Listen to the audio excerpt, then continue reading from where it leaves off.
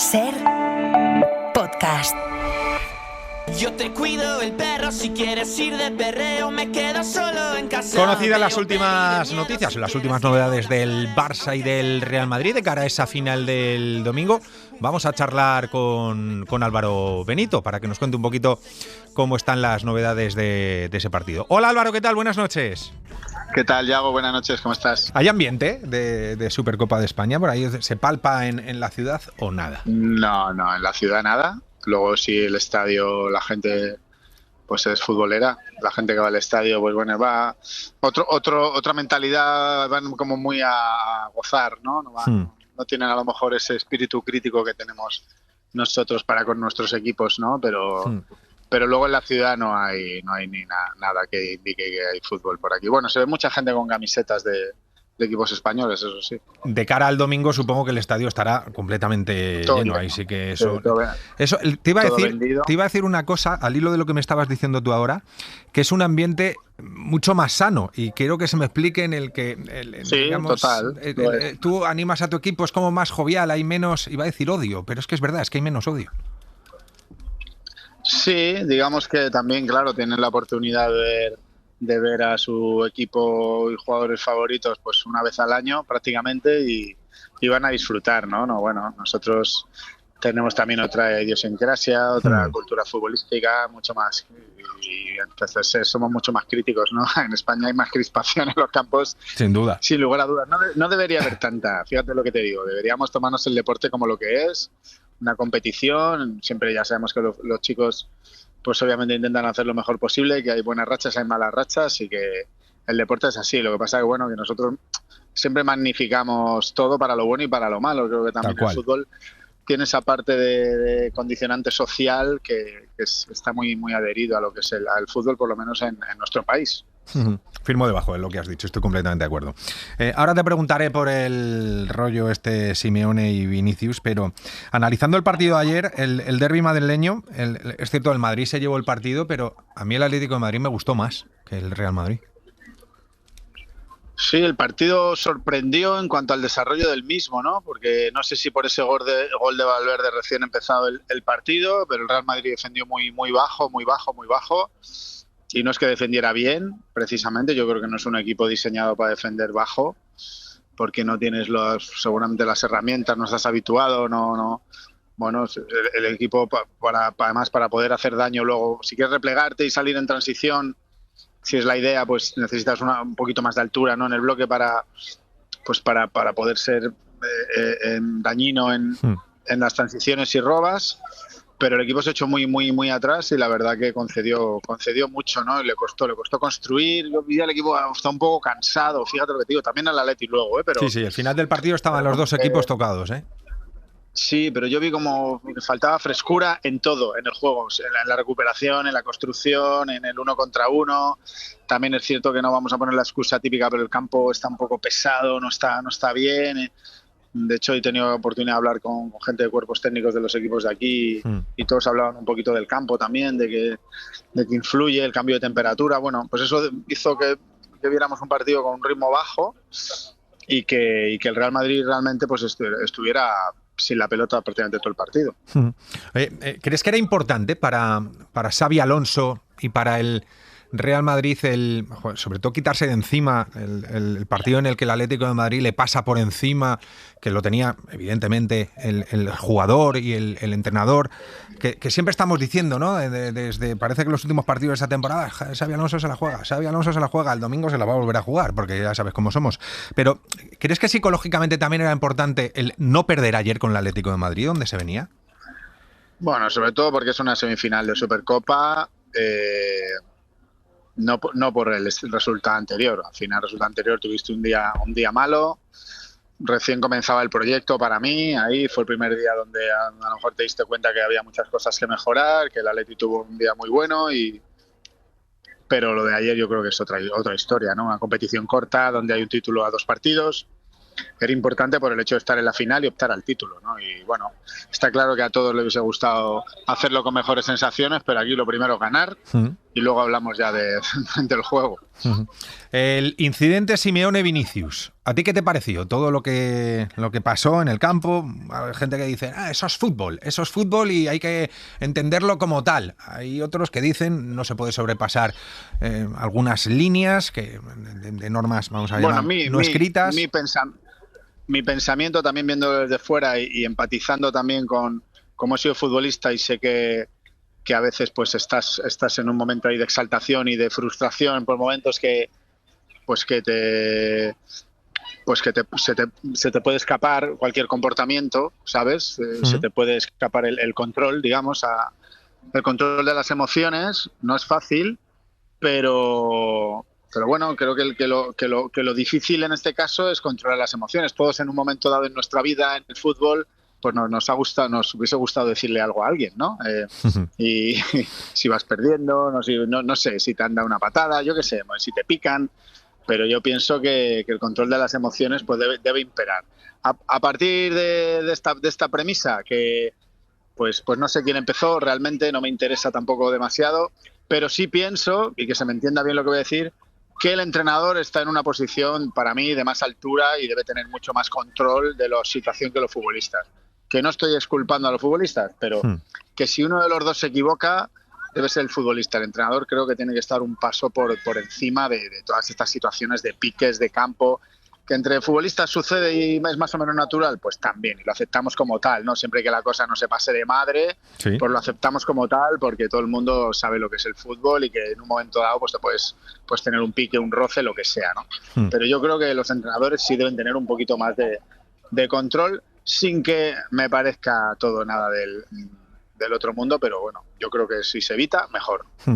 Acabo ya con este asunto, pero a mí es que hay una frase que me hace mucha gracia, que es: lo que pasa en el campo se queda en el campo. El problema es que desde hace mucho tiempo, esto no es el fútbol de los 80 en el que no nos enterábamos del 95% de las cosas que pasaban. No, me enteras de todo, pero es que ahora los jugadores no hablan, Yago. Pero es que ya no queda en el campo, pero es que hoy lo de Simeone, lo de ayer, que le está diciendo te va a echar Florentino, lo está viendo todo el mundo, no ha quedado en el campo. Eso ya ha trascendido del campo. Entonces, a mí eso de no, es que lo que pasa en el campo queda en el campo, no. Esto en el momento en el que la imagen sale, lo que tú has dicho... Es la coletilla que se utiliza para no indagar más en el tema. Ya. Está claro que antes sí era así, era así porque no se sabía lo que había sucedido en un momento dado. Antes se hablaba, cuando no había tantas cámaras, se hablaba muchísimo más en el campo. Cualquier futbolista de mi edad o anterior te lo puede decir, que era una cosa constante, el hablar en el campo, te intentaban provocar, te intentaban sacar del partido. Igual que te digo esto, te digo que cuando acababa el partido todos están amigos. Te dabas un abrazo y con el que te habías insultado te estaba diciendo niñato, te voy a partir las piernas, no sé qué. Quiero decir, o sea, que no es que le esté dando el visto bueno y que yo pienso que no debería haber sucedido nunca ese tipo de comportamientos, y que me parece bien que ahora con las cámaras se esté erradicando. Me parece correcto. Pero que antes se hablaba muchísimo más, ahora sí, apenas se habla. Claro. Pasa que ya no queda en el campo, ahora prácticamente todo lo que se puede hablar pues sale, con las 200.000 millones de cámaras que hay, pues sale y queda. Bueno, también me parece, fíjate, te va a echar Florentino, pues tampoco, o sea, quiere decir, a mí me dice, yo soy Vinicius y me dice alguien me va a echar Florentino y... No, pero sí, tampoco, lo digo por exponer la situación como es, que a lo mejor tú en otra época se lo decías, no se enteraba nadie. Me ha dicho que no sé qué, pero es que hoy es notorio porque le estás leyendo los labios. O sea, como que Vinicius antes se gira al banquillo y le dice no sé qué. Eso se ve ya en el día de hoy. A eso me refiero. Y luego lo digo porque llegas a rueda de prensa, te preguntan por el y te haces el loco, no me acuerdo. Coño, pues dilo, o sea, bueno, decir, afróntalo. Los propios futbolistas está en su naturaleza y lo aceptas como algo relativamente normal, entrecomillado. Y estoy haciendo el gesto de las comillas, relativamente normal. Digamos que yo pienso que nadie hoy está pensando ya en rendir cuentas o buscar un tipo de venganza por la actitud de uno o del otro, ¿no? Pues a veces Vinicius le dice a alguno una cosa y otras veces se la dicen a Vinicius, y yo creo que se acaba el partido y al día siguiente no se acuerda a nadie. Es la realidad, ¿no? Lo que pasa es que ahora con las cámaras pues magnificamos todo este tipo de cosas, pero realmente yo no creo que hoy ningún jugador del Real Madrid esté pensando en ya verás la próxima vez que juguemos con el Atleti, no sé qué. Yo no creo que no haya ni un solo jugador pensando en estas cosas. Vamos, por lo menos en mi parecer, yo no sé, vale. No tengo ni idea, pero... Vale, volvamos a hablar de fútbol. De cara a la final, un Barça-Real Madrid, un Barça que dejó evidentemente una mejor imagen contra el Athletic, que no compareció, las cosas como son, pero me da la sensación que a estas alturas al Real Madrid le cuesta hacer fútbol, está todavía haciéndose, un Barça mucho más hecho que el Real Madrid. Para mí llega mejor al partido a la final el Barça y para mí es favorito. Sí, palabra que se lleva el viento en el fútbol, que no vale absolutamente para nada, cada partido es diferente. Yo es cierto que vi al Real Madrid algo fatigado ayer, seguramente ahora el domingo tendrá más días de adaptación al clima de aquí, a la humedad, que también afectó en el rendimiento, no hay ninguna duda sobre eso. Creo que también el míster pues Xavi sacará sus conclusiones del partido de ayer, seguramente, o pienso yo que no debería defender tan bajo, si quiere hacer daño con la velocidad, tiene que robar una altura un poquito más arriba y bueno, obviamente tuvo problemas en la construcción y el Barça le va a apretar, pero cada partido es diferente, Yago. Claro que si atendemos a lo que hemos visto en semifinales, un Barça que dio buena sensación de frescura, de dinamismo, mucha pegada, ¿no? Mucha pegada en el área, y un Real Madrid que ayer le vimos pues con poca frescura, pocas ideas, sufriendo en un momento dado, pero también haciendo daño en transición cuando pudo. Vimos a un buen Rodrigo, vimos a un buen Fede Valverde. Bueno, obviamente el Real Madrid necesita mejorar, necesita hacer un buen partido, un gran partido, necesita que los jugadores de arriba, los que pueden hacer daño a esos espacios que deja el Barça, estén finos, que Mbappé a ver cómo llega, si llega, a ver Vini, a ver Rodrigo, Bellingham, pues necesita una muy buena versión de estos futbolistas para llevarse el título, pero cada partido es diferente. Yo creo que una final es una final, un partido Madrid-Barça, bueno, hay que intentar ver las cosas siempre desde, en cuanto a Real Madrid, del prisma optimista. Además, yo creo que el Real Madrid lo lleva un poco en su ADN, esto, el de hay una final, pienso que voy a ganar a pesar de la dinámica en la que llegue. Te voy a preguntar precisamente por Mbappé, que le nombrabas ahora. Ha viajado en el día de hoy. Si viaja es porque está en condiciones para jugar, si no, no tendría sentido, evidentemente. En el caso de entrar de inicio, ¿por quién crees que sería? Lo digo porque en semifinales jugaron Gonzalo, Vinicius y Rodrigo. ¿Quién crees que se cae? Si juega de inicio Mbappé. Bueno, la lógica dice que jugará por Gonzalo. Sí. Y que al final todos deberán cumplir con sus obligaciones defensivas si quieren ganar el partido. Yo es que esto lo llevo diciendo tanto tiempo ya que no quiero ser repetitivo, pero es que si el Real Madrid no cumple con sus obligaciones defensivas, perderá la final, salvo sea un milagro. Porque un equipo como el Barça no va a tener pérdidas si no le aprietas, si no le acosas, si no defiendes en bloque y todos cumpliendo, primero te van a hacer daño, segundo no vas a robar, no vas a poder hacer daño tú.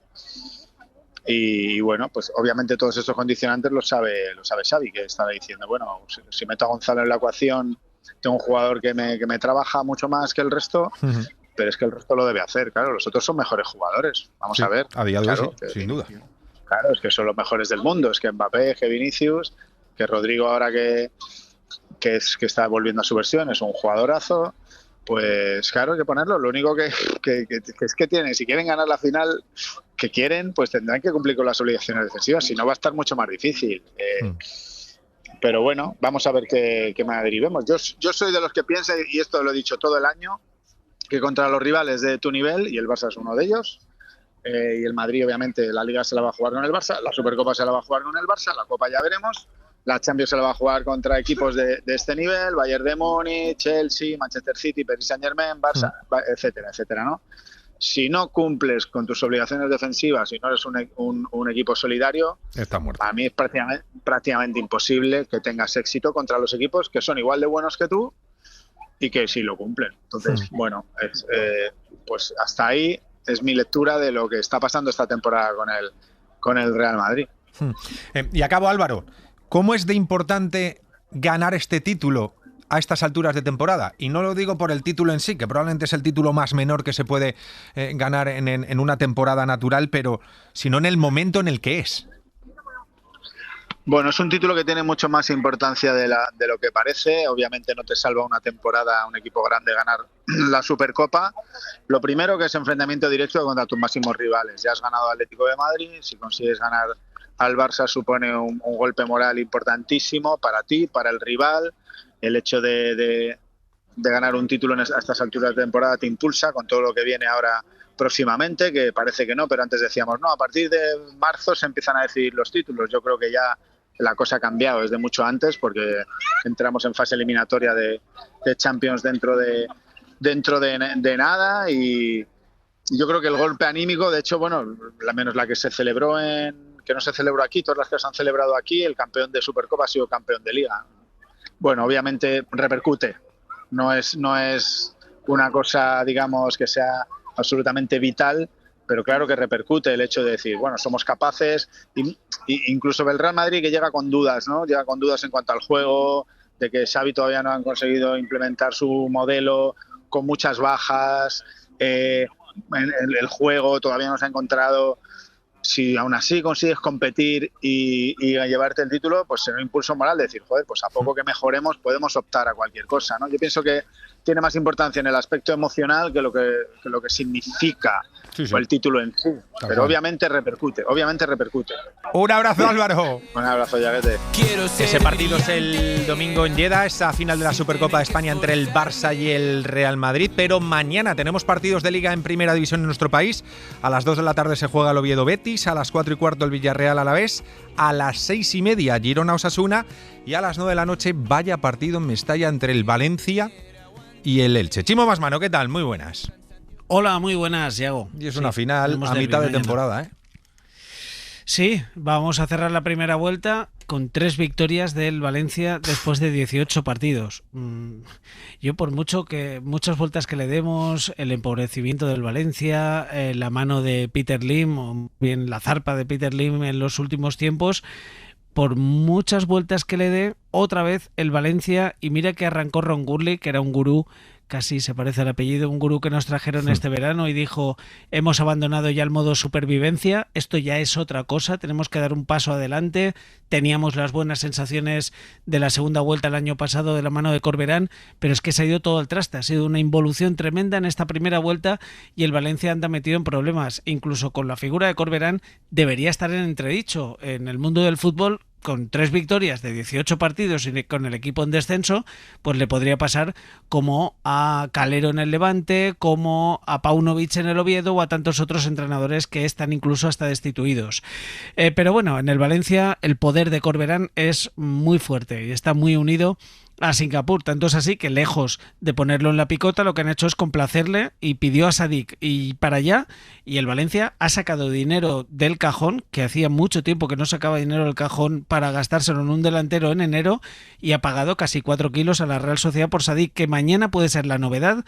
Ojo, no sea hasta titular. Yago solamente lo han presentado esta mañana y ha entrenado una vez con el resto del grupo, pero conoce a Corberán y a muchos compañeros, va a jugar seguro en la segunda parte y ojo, no le gane la partida a Beltrán en la titularidad, porque Hugo Duro, que es el otro 9 que tiene el Valencia, mañana se lo pierde por sanción. También se lo pierde por lesión 2 hombres, uno Aguirrezabala, que está para casi 2 meses, Dimitrievski mañana va a ser el portero, pedía minutos cuando se fue con Macedonia y pegó aquel raje y dijo que ponía por decreto y por contrato Corberán a Aguirrezabala. Pues bien, ahora va a tener la oportunidad de demostrar en Liga. Se ha metido y presión también, él a sí mismo. Eso es, ahora tiene la presión, ahora ya mañana tiene el toro delante y además un toro fuerte. Un toro venido a menos, porque el Elche no tiene a Rafa Mir, el ex valencianista, ex sevillista, bueno, pertenece al Sevilla, está cedido en el Elche y se lo pierde por lesión. Tampoco va a estar Héctor Ford, que este va a estar para varias semanas. Y en el Valencia no va a estar Diacabí, que le han operado esta mañana y ha dicho adiós a la temporada, lo que ha llevado a Corberán a decir, como son más de 4 meses y el Valencia tiene hueco de fair play, el 80% de lo que le queda por cobrar a Diacabí, y allí han abierto la caja en Singapur, extrañamente, ha pedido para allá, para cuanto antes que venga un central, que es la prioridad. Todavía no lo va a tener mañana, pero con todo esto, lo que sí quiere mañana Corberán es ganar y sin miedo, y no porque tenga miedo a un Corberán vete ya o Corberán dimisión que ya empezó a escuchar el otro día en el aeropuerto. Tengo la misma energía con la que aterricé aquí en Valencia y te diría que con algo más de rabia porque no me gusta ver al Valencia donde lo estoy viendo, no me gusta verlo. Y eso genera ese sentimiento, esa fuerza y esas ganas de revertirlo y de hacer lo necesario para conseguirlo. Te diría que el de mañana es un partido importantísimo para nosotros, pero no por Coberán dimisión, no por los pitos, sino por lo que es el Valencia. Y por qué no queremos ver el Valencia donde está el Valencia ahora mismo. Por eso es un partido importante. Y es un partido de exigencia porque sabemos lo que representamos y lo que queremos. Y sabemos dónde queremos poner a este Valencia. Conocida la última hora de ese partido, vamos a hablar con un histórico del Valencia, que estuvo en 3 etapas en el conjunto entre el 98 y el 2009, que ganó 2 ligas, una en 2002, otra en 2004, una Copa de la UEFA en 2004 y otra Copa del Rey en el 99. ¿Quién la ha visto y quién le ve al Valencia? Madre mía.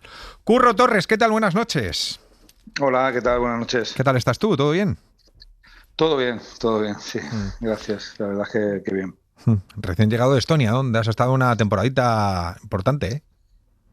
Sí, 3 añitos, sí. La verdad es que se dice pronto, pero bueno, la verdad es que han pasado 3 años de una muy buena experiencia, donde me ha hecho crecer, conociendo otra cultura, bueno, aprendiendo inglés también y bueno, y mejorando cada día. Pero con ganas, me imagino, de volver a casa y trabajar aquí, ¿no? Que como en España, como se suele decir, se echa de menos, ¿no? Cuando está fuera. No hay nada. No, como España no hay nada. La verdad es que bueno, cuando sales fuera te das cuenta. Es verdad que tengo que decir que he estado francamente bien, que Tallinn, la ciudad, la capital, es muy bonita y se vive muy tranquilo. Pero bueno, cuando vuelves a casa te das cuenta de lo que tenemos y que poco valoramos, ¿no? ¿Quién ha visto y quién ve a este Valencia, eh? Bueno, al final las comparativas siempre son odiosas. Es verdad que la época nuestra pues quizás ha sido la mejor de la historia del club y ahora pues bueno, pues no se está viviendo la mejor época, ¿no? Me imagino que visto desde fuera uno sufre, ¿no? Con cómo está el club, porque claro, es que la llegada de Peter Lim parecía que era bienvenido Mr. Marshall, que esto iba a ser la leche. Ahora con el tiempo evidentemente se ha dado uno cuenta que no era oro todo lo que relucía, el equipo metido en descenso, temporadas muy malas. Uno me imagino que sufre, ¿no? Uno que quiera este club. Sí, bueno, lógicamente, como aficionado, como persona que hemos estado ahí durante muchísimos años, tanto como jugador como entrenador, pues lógicamente sufres. Ahora que tengo la oportunidad de estar en Valencia, pues que voy al campo cuando tengo oportunidad con mi hijo, bueno, pues se sufre, como aficionado, pues bueno, esperando que también pues que todo salga mejor, que el equipo pueda reaccionar, que salgan esas posiciones, que pueda jugar en unas condiciones mucho más cómodas, ¿no? Que cuando metes ahí abajo, pues lógicamente todo se complica, todo es mucho más complicado, pero bueno, yo personalmente tengo confianza en que el equipo puede salir de esta situación. Ya no sé el hecho de hasta dónde puede llegar. El año pasado creo que se sacó con creces y con la oportunidad incluso hasta el último momento de poderse meterse en Europa y bueno, y este año yo creo que tienen que darle la vuelta, hay que darle la vuelta y bueno, como aficionado pues intentar ayudar, empujar, animar en todo lo que se pueda. Tú que has estado en ese terreno de juego durante muchas temporadas y que has vivido momentos muy buenos, habrá habido otros momentos no tan buenos. Ya sabemos la exigencia que hay en el público de Mestalla. Y ahora desde la perspectiva que tienes de los banquillos, ¿cómo estás viendo la figura de Carlos Corberán? Lo digo porque el año pasado llegó como el salvador, todo el mundo idolatrado. Carlos Corberán ha salvado al equipo, como decías tú, lo dejó rozando las competiciones europeas. Hoy en cuanto se ha torcido, ya que si Corberán ya no vale, que si este proyecto se cae, está en una situación que no es sencilla, ¿eh? Bueno, los entrenadores vivimos de resultados. Eso es verdad. Eso es la realidad, no solamente aquí, en todos los sitios. Mira, yo lo que sí que te puedo decir es que me he tirado muchísimos años y llevo muchísimos años aquí. Conozco a la perfección el club, conozco a la perfección el entorno, la afición. La afición es una afición, para mí, la mejor que hay en el mundo. Es una afición exigente, muy exigente. Para jugar en el Valencia no solamente basta con ser buen futbolista, sino que tienes que tener dentro una serie de cosas, de condiciones que tienes que también soportar, porque esa exigencia te lleva muchas veces a ponerte un poquito más tenso, nervioso dentro del terreno de juego. Pero es una afición que si tú le das, te lleva en volandas.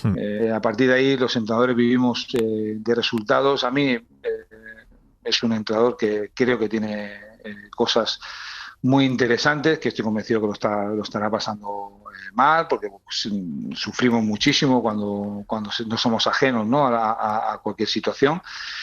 Y bueno, y confiando en que la situación se pueda solventar. El año pasado, cuando llegó, pues después de una época también pues muy parecida a la de ahora con Pipo, que llegó también y pudo solventar, y luego pues como que se cayó un poquito más el equipo. Ahora parece que está pasando exactamente más o menos algo parecido. Pero bueno, ya te digo, yo soy del pensamiento de apoyar a la persona que esté, a los jugadores, a la plantilla, esté quien esté. Yo creo que el Valencia está por encima de cualquier persona y en ese sentido tiene un valor muy grande la afición que tiene, que para mí es fundamental, ¿no? ¿Sabes, Curro, una sensación que tengo yo con el Valencia ahora? Que hay un poco de falta de sentimiento de pertenencia en la plantilla actual. A ver, mira, cuando las cosas van mal, lógicamente todo se pone en duda. Todo lo que pueda rodear se pone en duda. Yo no creo que sea una falta de sentimiento. Yo creo que más allá de eso, tú puedes tener mucho más arraigo con donde estás, en el club donde estás jugando, ¿no? Jugadores que hemos estado, que hemos ido, y jugadores que están, que pueden tener un sentimiento mucho más profundo, pero yo entiendo mucho más allá, ¿no? Yo creo que el futbolista profesional tiene que estar por encima absolutamente de eso. Tiene que cumplir y hacerse cargo de la responsabilidad que tiene en el momento que pisa Valencia y que firma por un club como el Valencia. Yo creo que todo el mundo sufre, cada uno a su manera, porque al final somos personas diferentes, pero yo creo que los futbolistas sufren y también lo llevan. ¿Crees que sería conveniente para el club, es que también decirlo de esta forma, el cambiar de manos? Quiero decir, el recaer en manos de gente, no sé si decir valencianista, pero por lo menos que entienda la idiosincrasia de este club, que entienda lo que es el valencianismo, que entienda a los valencianistas, porque evidentemente desde Singapur no tienen ni puñetera idea de cómo funciona esto. Pero que sería positivo para el club el españolizar a los dueños. Bueno, yo creo que el fútbol en general se está dando en esa dirección. Yo creo que vemos a muchísimos clubes, no solamente el Valencia, que son dirigidos o los propietarios son personas que no tienen nada que ver, ¿no? De dónde son, empresarios. Dónde son los clubes, sí, exacto. Entonces, bueno, yo creo que quizás eso nos hace un poquito pensar que anteriormente hemos hecho las cosas bastante mal, absolutamente todos, ¿no? Para llegar de fuera a intentar salvar situaciones que nosotros mismos hemos podido provocar. Al final, el tema económico es primordial para los equipos, no solamente en el Valencia. Siempre es mejor, ¿no?, tener un arraigo mucho más de pertenencia de gente de aquí, de Valencia, de la casa, que tenga ese sentimiento, pero hay que tener el dinero suficiente como para poder hacerlo, y no es sencillo. No es sencillo, sino desde luego que ya se habría buscado una solución para el Valencia y para otros clubes que están también en la misma situación. Y acabo, te he leído en una entrevista que tú te hiciste entrenador con el objetivo de, que es tu deseo, y es como tiene que ser, de llegar algún día al Valencia, en el momento que sea, a medio, a largo plazo, en el momento que sea, pero es evidentemente un sueño que tú tienes, eso es así. Sí, bueno, al final cuando dices eso parece como que quieres entrenar ya. No es eso. Simplemente es que, bueno, yo como entrenador, un anhelo, claro. Lógicamente quiero entrenar en muchísimos sitios, me gustaría seguir creciendo, pero mi objetivo principal es entrenar al club que me lo ha dado absolutamente todo. Eso sería por lo menos para mí pues un objetivo cumplido a nivel personal, mi sueño como entrenador. Más allá de estar contento y orgulloso de poder entrenar a otros equipos, Valencia es mi casa, es el equipo que llevo dentro y lógicamente para mí sería un objetivo muy importante, ¿no? Un orgullo y una responsabilidad muy grande, ¿no? Claro. Pues nada, Curro Torres, que un placer charlar contigo, que bienvenido de nuevo aquí a España, a ver si la próxima entrevista es ya dirigiendo algún equipo aquí en nuestro país, que nos alegraría un montón y que nada, que te vaya fenomenal en el futuro, ¿vale? Un abrazo. Muchísimas gracias, un abrazo. El Larguero con Yago de Vega.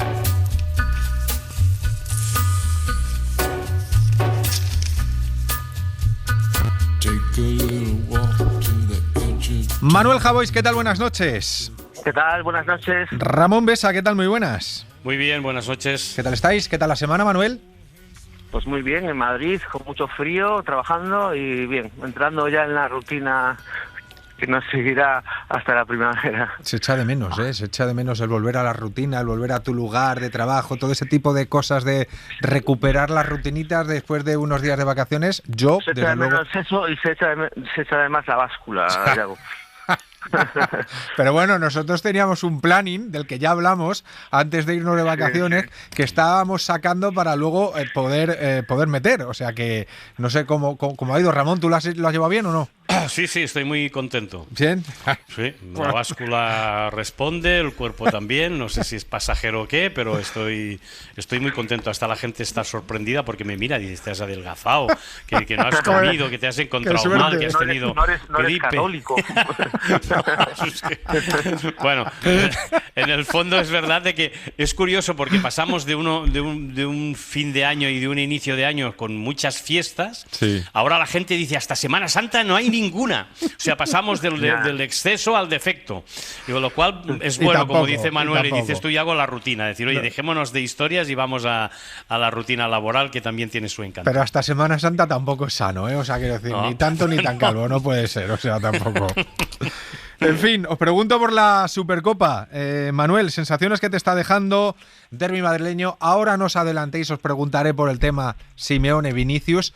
Pero en lo meramente deportivo, ¿sensaciones, Manuel? Hombre, bastante pesimistas. Es decir, el Madrid sigue teniendo la pegada del resultado de vez en cuando, y en esta ocasión bien, pero vamos, o sea, el partido fue... estaba escrito que el Madrid tenía que sufrir, según cómo transcurrió el partido me refiero, y desde luego tuvo muchísima suerte. Nunca hubo control del balón, control del centro del campo, control del partido, 2 golpes, 2 goles, en fin, la sensación es mala. Mala en el sentido de decir, vale, hemos ganado con un par de golpes de suerte, pero te da una final contra un equipo bastante bien engrasado, así que el ánimo es bastante negativo. Me fascina decir esto un poco porque al fin y al cabo una de las filosofías del Madrid es ganar estos partidos, ganarlos jugando, a ver, de cualquier manera no, pero no muy bien a veces, y se gana, y sobre todo con un equipo que te metió 5 en la Liga, bien, pero no hay juego, no hay fluidez, no hay sensaciones de decir estamos preparados para jugar partidos contra rivales que a lo mejor no fallen en tantas ocasiones. No sé, es un poco inquietante la sensación que deja el Madrid. No hay centro del campo, hubo 2 zarpazos, hubo, no sé, a mí desde luego el partido fue un sufrimiento en el sentido de que nunca hubo un control, un dominio, una posesión, que digas tú tenemos el partido en la mano y vamos a ganar. El rollo era en plan, vamos a aguantar hasta el final, a sufrir y a ver si se gana. Vamos, lo que se suele decir, venciendo pero no convenciendo, las cosas como son. Ramón, ¿y tú? Sí. Perdona, no sé, quería decir algo, Manuel, que te he cortado. No, que se ha hecho muchas veces, pero a veces era como una cierta solidez, ¿no? Se ha jugado bien, se ha jugado un poco gris, pero había una cierta solidez atrás. No la hay. Para mí eso no la hay. Llegaron bien y llegaron fácil varias veces, ¿no? Sí, es verdad. Ramón. Bueno, el Barça tiene confianza en lo que hace. Eso te da un plus de que tienes ganas de jugar partido, sea quien sea el Athletic, sea el Madrid, sea el Atlético. Has pillado una buena vía, has recuperado lesionados, ya no solo tienes alineación, sino que tienes banquillo. O sea, el Barça vive un momento de quietud y diría incluso de optimismo, ¿no? Expansivo. Eso a veces nos sirve en los clásicos, porque es curioso como creo que por primera vez en mucho tiempo el Barça ha reaccionado a partir de 2 derrotas. O sea, el Barça se hizo fuerte después de perder en el Bernabéu, desde entonces ganó todos los partidos de Liga, y el Barça se hizo fuerte después de perder en el Stamford Bridge, que es las 9 victorias que lleva. Entonces, el horizonte, es decir, esta racha de 9 victorias consecutivas y además 5 partidos sin encajar un gol, que es curioso porque es un equipo que con las concesiones defensivas que hace, ha encontrado en el portero un remedio que no tenía el año pasado. Es decir, es un equipo que ha cambiado algunas cosas, pero sigue teniendo muchas de la anterior, y una, pues esa cierta vulnerabilidad o facilidad para conceder ocasiones, y ahora pues tiene un portero que, a diferencia de lo que era Szczęsny y también incluso Ter Stegen, diría yo, el último Ter Stegen con Joan García, ha ganado solvencia, y esto le hace llegar tranquilo, con expectativas, confiado, pero sabe que es el Madrid y que en el Clásico a veces se dan resultados insospechados, y sabe que mientras el Barça lo que quiere es, sabe a lo que quiere jugar, el Madrid sabe que necesita ganar, y que curiosamente, desde que se le puso la soga al cuello a Xabi Alonso, el Madrid ha jugado con una agonía que la ha sabido resolver. Creo que lleva 6 partidos consecutivos desde que se habló de que si peligraba el sitio de Xabi Alonso. Por lo tanto, y dijo, además, me quedo con lo que dijo el entrenador para ver qué es lo que tiene en la cabeza pensado, diciendo que el partido no tendrá nada que ver con el del Atlético porque llega Mbappé. Eso de hacer viajar el efecto Mbappé se supone que para revitalizador del equipo puede ser, así que veremos. La imagen más comentada de ayer, de ese derbi entre Real Madrid y el Atlético de Madrid, fue ese cruce de declaraciones en medio partido, en mitad del partido, entre Simeone y Vinicius. Simeone diciéndole algo así como: Florentino te va a echar, acuérdate. Luego, cuando le cambiaron, diciendo: todos estos pitos son para ti.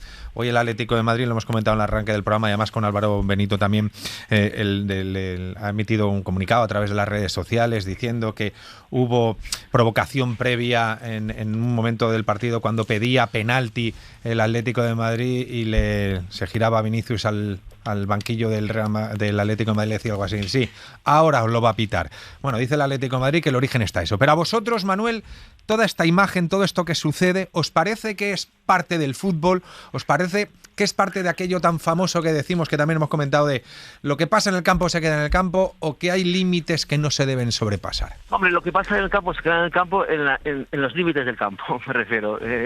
Simeone está fuera del campo, Simeone está en el banquillo, ¿no? Eso me cuesta un poco más entenderlo y me cuesta un poco más, justificarlo, ¿no? Pero de alguna manera decir, bueno, se queda aquí. Es raro, raro no, a ver, es bastante feo un entrenador encarándose con un jugador que está en ese momento jugando al fútbol. Evidentemente hay una cosa que es: Vinicius tiene encima todas las cámaras del mundo, y la mayoría de las veces que a Vinicius se le ha grabado, se le ha enfocado diciendo lo que sea a cualquier rival, ha sido porque ha habido antes una discusión o un contexto previo.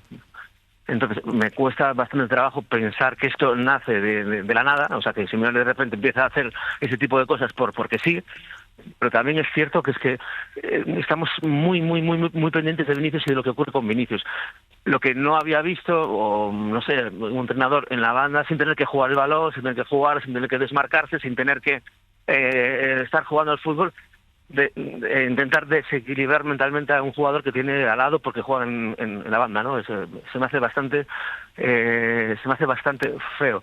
¿Qué pasa? Que, bueno, el Cholo, ya sabemos, o sea, es como que se quede ahí y ya está. Pero bueno, le ocurría como jugador cuando hacía lo que hacía y demás. Pero bueno, evidentemente ni es edificante, ni es bonito, ni es pero no es un jugador como un jugador, no es lances del juego, no es un tipo que está con su traje en el banquillo diciendo algo a un tipo que está jugando. No, me parece bastante descalificante. Ramón, ¿tú cómo lo viste? Bueno, que lo que pasa en el campo ya no se queda en el campo porque hay cámaras y móviles hasta en los lavabos. Claro. O sea, esto desde que hay la televisión y hay cámaras por todos los sitios, cualquier movimiento se registra. A veces la discusión es si esas anécdotas o son anécdotas se tienen que convertir en la noticia, y a nosotros nos dan facilidades para así poder alargar las tertulias y discutir más sobre las circunstancias o sobre los accidentes que sobre el propio fútbol. Esto es un poco así, creo yo. Lo que ocurre que en este caso para mí se juntan el hambre con las ganas de comer. O sea, porque son dos personajes que a los dos les va bien el conflicto, por decirlo de alguna forma. No sabría decir yo quién le provoca, como dice Manuel, no sé quién es el que empieza, pero me parece que un jugador tiene que estar por lo que tiene que estar y un entrenador tiene que estar por lo que tiene que estar. O sea, a mí me preocuparía, en tanto que soy el entrenador del Madrid, que un jugador mío se despiste y se ande a la greña con un entrenador, y yo, si fuera jugador o directivo del Atlético de Madrid, aunque Simeone es plenipotenciario, digamos que es la imagen del Atlético de Madrid, pues mi entrenador esté más pendiente a ver si se enreda con Vinicius que por un cambio, por un lance del juego. Por lo demás, pues bueno, me parece que eso no quita que los dos fueron curiosamente personajes colaterales de alguna forma, si exceptuamos el hecho de que el cambio de Baena, alguien le ha dicho a Simeone si se equivocó o no se equivocó, que ahí yo tengo mis dudas porque no lo sé, no sigo la actualidad del Atlético como mi compañero Moñino, ni con la gente, ni si esto funcionó. Pero quiero decir que el Atlético hizo un buen partido y que el Real Madrid se ha acostumbrado a jugar sin Vinicius, con lo cual Simeone siguió teniendo importancia en el plan del Atlético y Vinicius siguió siendo un estorbo, un jugador que de difícil encaje en un equipo en que la gente, creo que a raíz de lo que dice Manuel, la gente se está mirando a Vinicius sobre todo lo que hace, porque es que lo que hace normalmente con la pelota, antes era un jugador que con la pelota se hacía mirar. Si la pelota tenía el problema, ahora el problema lo tiene también con la pelota, no solo ya porque no defiende o porque le cuesta marcar goles, porque le cuesta crear situaciones de gol, porque está fuera de sí. Y esto, pues, claro, todo el mundo ya está pendiente del minuto de la sustitución. O sea, había un momento de decir en cuánto le va a sacar del campo Xabi Alonso, ¿no? Y eso hace que, tanto para el entrenador como para el jugador, es una presión añadida. Yo no sé cómo acabará, pero es un conflicto que al Madrid se le está alargando. No pasará nada mientras siga ganando. Pero el día que yo que sé, que el Madrid no gane, pues la gente, no, es que el Madrid defiende con 10, ya se veía venir. Claro, esas cosas a veces hay que anticiparse, ser activo antes que reactivo. Veremos, a mí, ya te digo, ni me importó ni más ni menos, porque como digo, el Madrid fue fiel a lo que era el Madrid, que es un equipo que se ha acostumbrado a jugar sin Vinicius, y el Atlético fue un equipo de Simeone de principio a fin, desde la alineación hasta los cambios. Pero esto ha pasado toda la vida, quiero decir, no es nuevo. Quiero decir, hay jugadores que son mucho más calmados, hay jugadores que tienen mejor o menor o peor imagen.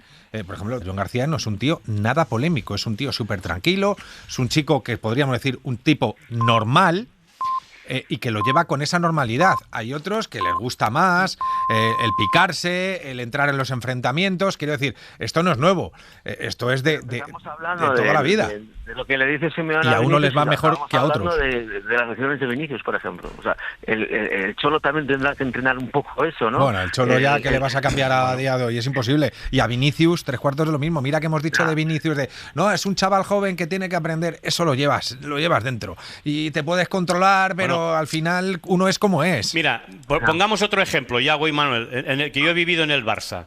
Ronaldinho jamás provocó acritud. Incluso en el Bernabéu fue aplaudido. Neymar, en contrario, la gente discutía si se estaba burlando del defensa, si no sé qué, si no sé cuántos. Y eran dos jugadores brasileños. Estoy hablando de dos jugadores del Barça para no mezclar con otra gente. Del mismo perfil y actitudes diferentes. Ronaldinho fue un jugador que todo el mundo, además, y él lo asumió, pues que a la que se dejó ir, pues dejó de jugar a fútbol y dejó de ser lo que era. Pero mientras jugó, fue un futbolista que yo no recuerdo que la gente increpara ni le dijera nada. En cambio, con Neymar, que si regateaba, que si se metía, que si se reía, que sí, Ronaldinho también se reía, pero creo que las actitudes de los futbolistas en esto va mucho, tal como se ha convertido en eso, en que ellos tienen que saber que hay 100.000 cámaras y 100.000 móviles, porque hoy día es igual que si vas por la calle, cualquier persona puede hacer una captura de cualquier cosa. Entonces, claro, cuando estás en un escenario como este, pues tienes que tener un cierto autocontrol, pienso, vaya, por las dos partes, por Simeone y por Vinicius en este caso. Estoy de acuerdo. Lo que pasa que lo que decíamos antes, se han juntado dos tipos que son muy del mismo estilo, con lo cual tampoco hay mucha más historia. Por lo demás, lo de la Arabia Saudí, a mí, Jeddah, a mí no me gusta. ¿Qué quieres que os diga? En la previa salió Iñaki Williams diciendo, para mí esto es una mierda. Luego tuvo medio que rectificar. Yo creo que Iñaki Williams hablaba un poco por mucha gente, entre los que yo me incluyo, que a mí, no voy a decir que me parece una mierda, pero me parecería mejor que se disputase en España, donde imaginar esta competición con partidos de semifinales, con la final el domingo, el poder disfrutarlo en nuestro país, pues para mí sería fantástico. Y luego voy más allá. En el aspecto económico, una competición que viene adulterada desde el primer momento. 2 equipos que cobran 6 millones de euros, un tercero que cobra 2 millones y el cuarto, que, bueno, visto lo que hizo en el terreno del juego, igual hasta se lo podían quitar, 850.000 euros.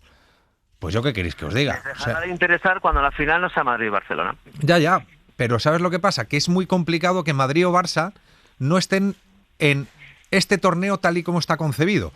Bueno, a mí en mi caso no me gusta ni el escenario ni, con todos mis respetos, el público. Es decir, el comportamiento que tiene el público también me parece totalmente extemporáneo, al menos para los que tenemos una cierta visión de fútbol continuado durante mucho tiempo. O sea, esta forma de reírse del rival, de no llenar el campo, de irse, no sé, todo me parece fuera de sí. Pero es que el fútbol ya juega, fíjate lo que está ocurriendo ahora con los mundiales. Rusia, Qatar y Estados Unidos.